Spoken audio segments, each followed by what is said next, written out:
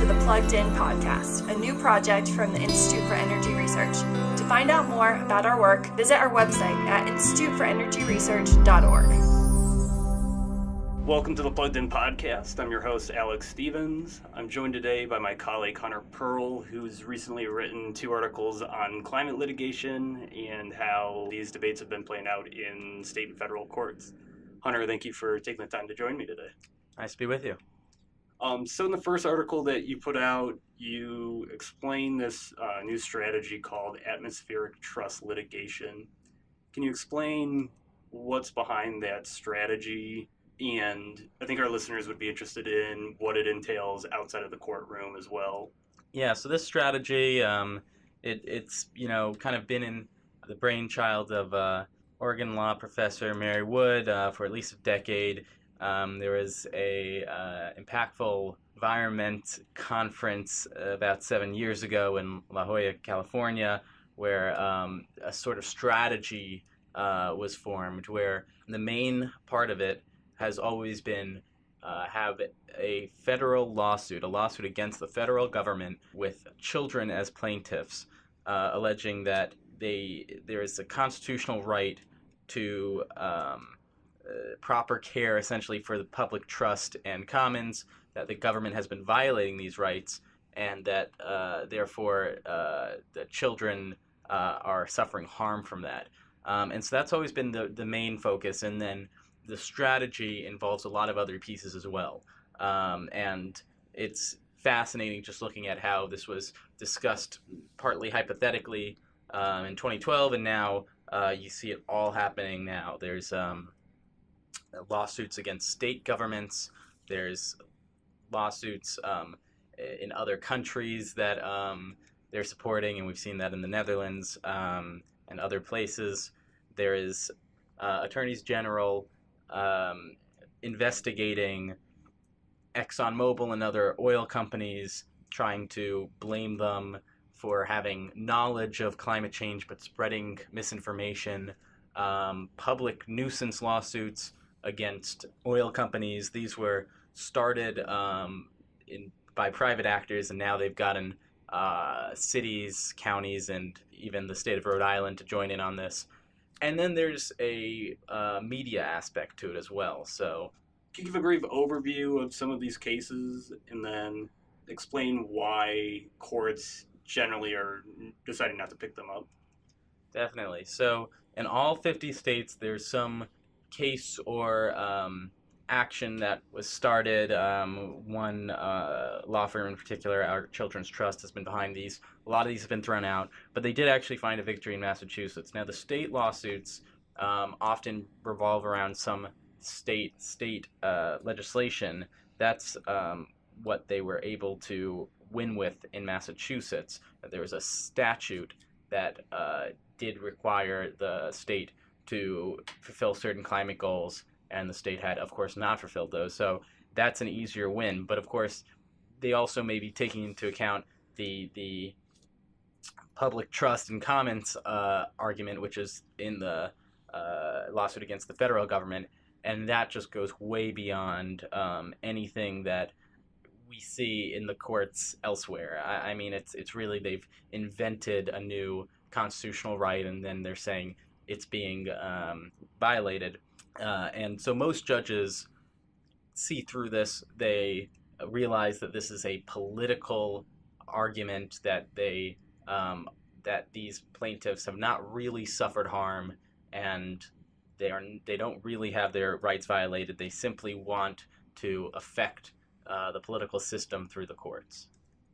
Yeah, one of the cases that you outlined specifically is Juliana versus the United States. Can you talk about the political goals that are in play in that case in particular? What are the plaintiffs asking for there? Yeah, so Juliana versus the United States, the current iteration of their federal lawsuit against the federal government, it's plainly political by just the remedies they're seeking. It's not that they're saying, we are going to suffer damages from climate change, so you have to pay us, which would be one thing. They're actually saying, because the federal government, in their words, supports fossil fuels, which is to say that it permits drilling on federal lands for oil and natural gas, and it allows Americans to use conventional fuels, which the flip side being, if they were to not allow that, completely ban it, which is what the plaintiffs want. Their remedy is that they want the federal government to essentially ban all conventional fuels and stabilize the world carbon emissions, which of course is physically impossible before we even get to the legal possibilities for the government to truly mandate that everybody everywhere in the country does not use any kind of fossil fuels, any carbon emitting fuels. It's such a fantasy. And what they're mandating, of course, they claim this is necessary to fight climate change, but this is their desired political result. The second article that you wrote on this topic, you shift your focus a little bit more to different municipalities that are also pursuing public nuisance lawsuits against energy companies. Can you talk a little bit about what's going on there? Yeah, so the cities, counties, state of Rhode Island, there's been multiple of these suits, and some have been thrown out, and some keep, and then other cities join in. Basic idea being that they are suing ExxonMobil and other oil companies for essentially the damages that they decide that they have suffered or will suffer as a result of climate change, and that this is a public nuisance, that the oil emissions have caused this public nuisance. And of course, it's ridiculous. I mean, they use conventional fuels, have used them for 100 years. Cities would not exist if there was no power like this. I mean, we burned wood, then coal, then we have oil and natural gas. That's allowed modern society to happen.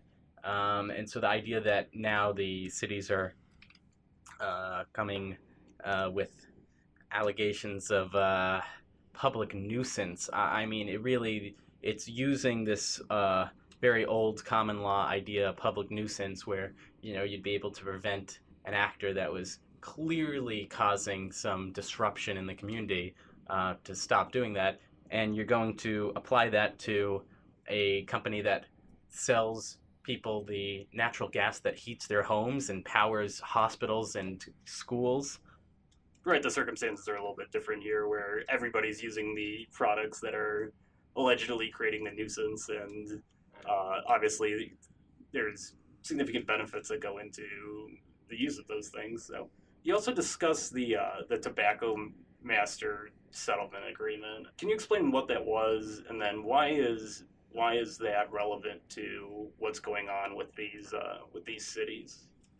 The Tobacco Master Settlement Agreement was the result of class action lawsuit against tobacco companies by mostly states. Their argument was that tobacco companies had knowingly sold this dangerous product, and maybe even lied about the effects of it.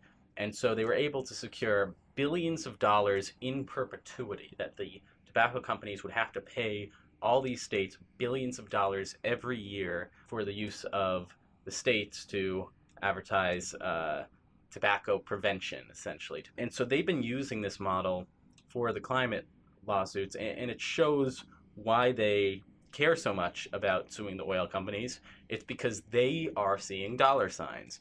They got billions of dollars from tobacco companies, and so if they can just paint the oil companies, the new tobacco, they can get billions of dollars from them. Now, the problems are, for one, the analogy is not very close. The oil companies do not sell a dangerous product in the same way. It's derived serious benefit from it, and it's clearly saved countless lives, our use of conventional fuels. But there is some concern that in the future, having over-relied on this will contribute to climate change. Of course, looking at the history of the Tobacco Master Settlement Agreement, you also see problems with the fact that the money that was supposed to go to tobacco prevention has gone to all number of things. The states have used the fund as a cash cow, and it's clear that that's what these municipalities want to do. And finally, the idea that oil companies, like tobacco companies, have been spreading misinformation about their product. This has been the subject of the hashtag Exxon New, attorneys general investigating Exxon, and they haven't been able to find it. I mean, they've been at it for years, and they found no proof. Exxon put out some very top-of-the-line climate research, and it was all public, and that's how they were able to find it to begin with. Okay, my guest today has been Hunter Pearl. He's our policy associate here at IER. Hunter, thank you again for taking the time to talk today. Thank you, Alex.